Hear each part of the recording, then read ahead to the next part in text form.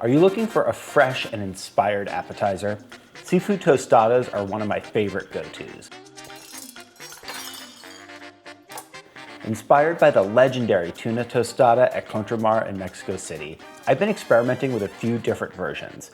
So today, I'm actually making 3 types of tostada: tuna, crab, and shrimp. You can make just one or make all 3. For the tuna tostada, we'll use sushi-grade ahi, avocado, orange juice, mayo, chipotle peppers, and leeks. For the crab tostada, we have cooked and cracked Dungeness crab, avocado, cilantro, roasted pumpkin seeds, and limes. And for the shrimp ceviche tostada, we have fresh Gulf shrimp, bell pepper, yellow onion, avocado, cucumber, lime, and cilantro. We'll start by making the tostadas themselves by frying up the smallest corn tortillas you can find in 350-degree veggie oil until they turn golden brown.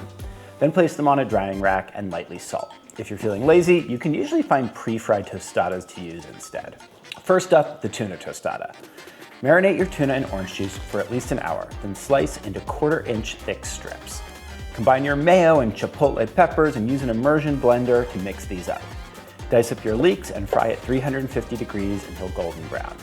Now assemble your tostada by adding a thin layer of the chipotle mayo onto the fried tortilla and topping with tuna, avocado slices, and fried leeks.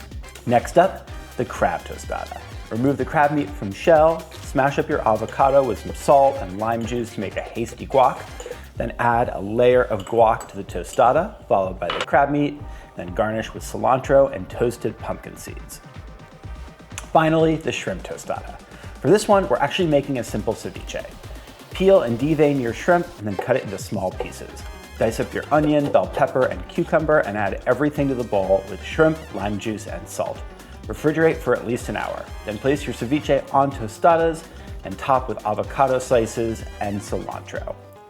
Like this recipe? Find the full detailed instructions at cookingmeasureless.com and don't forget to like and follow.